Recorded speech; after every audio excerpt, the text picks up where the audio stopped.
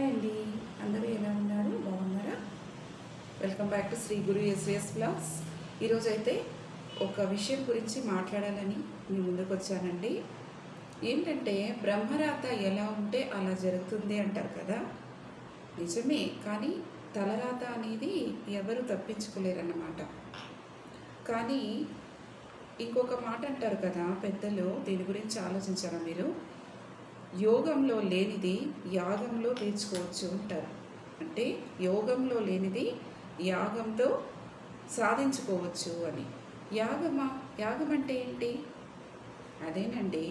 ఇప్పుడు దేని గురించి చెప్తున్నానంటే, ఇప్పుడు మొన్న ఒక మ్యారేజ్కి వెళ్ళామండి.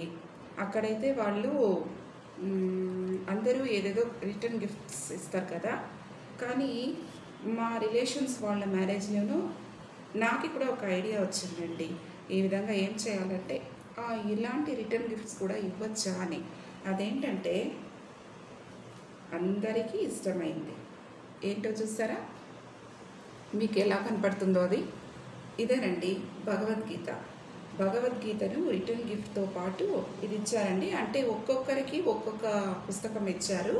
అందులో అయితే నాకైతే ఈ భగవద్గీత వచ్చిందన్నమాట.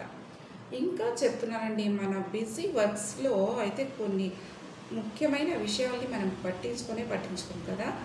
కానీ భగవద్గీతను ఆ రోజు నుంచి చదవాలి అని అనుకుంటూనే ఉన్నాను. కానీ ఈరోజు ఎందుకో దీనిపైన అప్పుడప్పుడు చదివినానండి నేను, కానీ మరి అంత డీప్గా నేను చదవలేదన్నమాట. సో ఈరోజైతే నాకు దైవ ధ్యానంలో ఉన్నప్పుడు సడన్గా గుర్తొచ్చిందన్నమాట.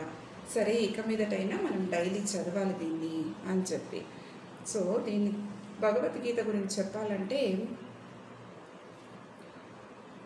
భగవద్గీత అనేది భగవంతుడు పాడిన గీత. అంటే స్వతహా దేవుడే, అంటే శ్రీకృష్ణుడే, శ్రీకృష్ణ మహాత్ముడే అర్జునునికి ఉపదేశం చేసిన భగవద్గీత కదండి. సో ఈ భగవద్గీత మనం చదివినామంటే ఎంతవరకు మన తలరాత ఆ బ్రహ్మదేవుడు రాసినాడో, కానీ కొంతవరకైనా మనం మన జీవన శైలిని, లేదంటే మన ఒక జీవన రేఖను మనము సరిదిద్దుకోవడానికి సరిపోతుందన్నమాట. సో భగవద్గీత అంశాలను చదివి ఆచరిస్తే జీవితం మారుతుంది అనడంలో అతిశయోక్తి ఏమాత్రం లేదు. ఎందుకంటే ఇది భగవంతుడు చెప్పిన గీత కాబట్టి దానిలో మనం ఎలా నడుచుకోవాలి అనే విషయం ఎక్కువగా ఉంది. ప్రతి శ్లోకాల్లోనూ దాని తాత్పర్యాలతో సహా మనం చూసామంటే అంత బాగుంటుందన్నమాట దానిలోని అర్థం. కానీ ఇది మనకు ఒక అభిప్రాయం ఉంది కదా. నేను కూడా అలాగే అనుకునేదాన్ని చిన్నప్పుడైతే. అంటే వయసు మళ్ళిన వాళ్ళు, వయసు మీరింటుంది కదండి, మనం ఏమంటాము, ఏజ్ అయిన వారు అంటాం కదా. సో వయసు వయసు పెరిగిన వారు చదువుతారేమో, లేదంటే సన్యాసులు ఈ భగవద్గీతను చదువుతారేమో అని అనుకున్నాం. కానీ అది తప్పండి. చిన్న పిల్లాడి నుంచి, చిన్నపిల్లలు అసలు చదివిరాని వాళ్ళకైతే మనమే పేరెంట్స్గా మనమే చెప్పొచ్చు. అది చదివే పిల్లలకైతే వాళ్ళ బుక్స్తో పాటు దీన్ని కూడా అట్లీస్ట్ ఒక 1 లైన్ లేదంటే ఒక 2 లైన్స్ అయినా చదువు బిడ్డ చదివించాలి అనేది నేను కూడా ఇప్పుడు తెలుసుకున్నానండి.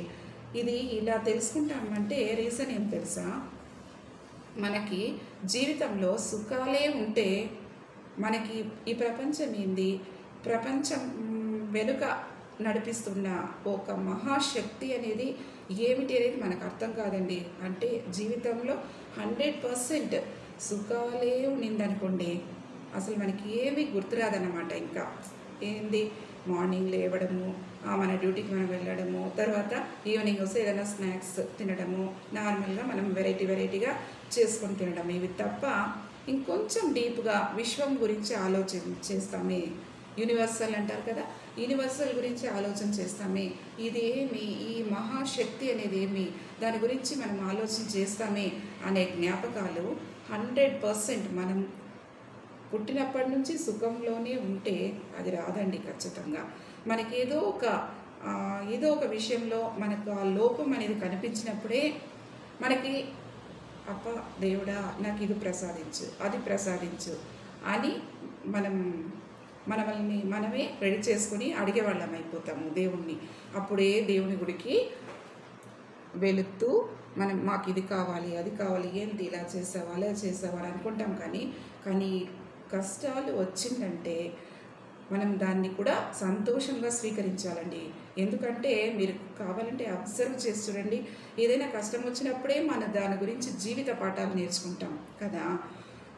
ఎందుకు వచ్చింది, ఎలా వచ్చింది, దీని నుంచి మనకి ఏదో ఒక అంటే కష్టం వచ్చిందని పెద్దలు అంటారు కదా, కష్టం వచ్చిందని కృంగిపోకూడదు, సుఖం వచ్చిందని పొంగిపోకూడదు అంటారు కదా.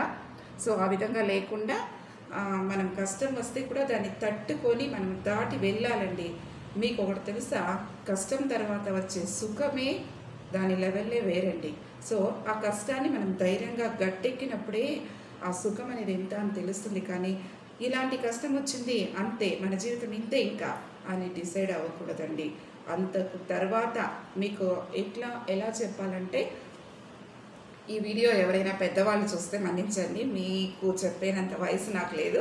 కానీ నా వరకు నాకు తెలిసిన విషయం నేను చెప్పాలి అని కూర్చున్నాను.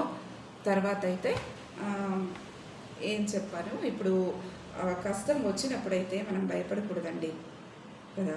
మనం జరిగేది చాలా వరకు వచ్చిందా ఇది ఇంతే అని మనం డిసైడ్ కానేయకూడదు. ఈరోజు పరిస్థితిని చూసి రేపు వీడింతే, నెక్స్ట్ ఇయర్ వీడింతే అని మనం డిసైడ్ చేయకూడదు. టైం అనేది ఒకటి ముఖ్యమండి. ఆ టైం వచ్చిందంటే ఎలాంటి వారినైనా అది మార్చేస్తుంది. కాబట్టి మనం వేచి చూడాల్సిందే. కష్టమా, అది కొన్నాళ్ళు మనం సహిస్తాం. తర్వాత మంచిగా ఒక దేవుడు ఒక దారి మనకి చూపిస్తాడని నమ్మాలి. తర్వాత అయితే ఇంకా ఏం చెప్పాలనుకున్నానంటే, ఇంకా మనము భగవద్గీత గురించి మాట్లాడుతున్నాం కదా. భగవద్గీత అనేది మనం చదివిన తర్వాత మన జీవితం అనేది ఎన్నో విధాలుగా మారుతుంది. అందులో ఏమాత్రం మనకు అనుమానం లేదు. కానీ దీనికి ఒక చిన్న కథ చెప్తానండి. అంటే మనం డైలీ 1 పేజ్ చదవడం, లేదంటే 2 పేజ్, ఒకేసారి 10 పేజీలు చదివేస్తాంలే, మనకు మంచిదవుతుందిలే అని మనం చదివామనుకోండి, దానికి ఒక కథ మూలంగా మీకు చెప్తాను. అలా చదివేస్తే మనకి మంచిది అయిపోతుందా? అందుకేనండి ఒక కథ మీకు చెప్తాను. ఒక పండితుడు ఏం చేశాడంటే, మనకి ముక్తి రావాలి, నాకు ముక్తి రావాలి, భగవద్గీతను బాగా చదివితే మనకి ముక్తి, ఇంకా మంచి సమృద్ధి, సౌభాగ్యాలన్నీ మనకి వస్తుందిలే అని చెప్పి ఒక పండితుడు డైలీ భగవద్గీత చదువుతూనే ఉంటాడండి. అదే ఒక పక్కనైతే ఇంకొక ఆయన పండితుడే ఉండొచ్చు, కానీ ఆయన దగ్గర ఒక బుక్స్ కొనుక్కోవడానికి కూడా డబ్బులు లేదనుకోండి. ఆయన పని ఏదో ఆయన చేస్తూనే ఉన్నాడు, ఇంకా వేరే ఆయన కష్టపడి సంపాదించే పనిలోనే ఉన్నాడన్నమాట. తర్వాత వీళ్ళిద్దరికీ వయసు మించిన తర్వాత ఇద్దరు చనిపోతారన్నమాట. చనిపోయి ఇంకా పైకి వెళ్తారు కదండి. వెళ్ళిన తర్వాత దేవదూతలు వచ్చి, ఈ పేద పండితుడు అని చెప్పాను కదా, ఆ పండితుడిని ఫస్ట్ వాళ్ళు స్వర్గానికి తీసుకువెళ్తారనమాట. బాగా భగవద్గీత డైలీ చదివే ఆ పండితునికైతే అనుమానం వచ్చేసింది. ఎందుకు, నేనైతే భగవద్గీత డైలీ చదువుతూనే ఉన్నాను కదా, ఆయనకి బుక్ కొనే ఒక స్తోమత కూడా లేదు. అప్పుడైతే ఆయన ఒక్క లైన్ కూడా ఆయన చదివింది నేను చూడలేదే, ఎందుకు ఆయన్ని మాత్రం తీసుకొని వెళ్తారు స్వర్గానికి? అప్పుడైతే నేను భగవద్గీత చదివిన వాడు నేను అర్హుడు కానా అని అడుగుతాడండి. అప్పుడు ఆ దేవదూతలు చెప్తారంట, ఏమని, భగవద్గీత నువ్వు చదివి అందులోని సారాంశాలు ఏమని తెలిసినా కూడా నువ్వు దాన్ని పాటించలేదు. కానీ ఈ పండితుడైతే భగవద్గీతలోని సారం తన పనిలో చూపించాడు. ఆ విధంగా ఎవరికి ఏ ఒక హాని కలగకుండా మంచిగా కోరుకుంటూ కష్టపడి పనిచేశాడనమాట. కాబట్టి భగవద్గీత చదివినంత మాత్రాన మోక్షం రాదు.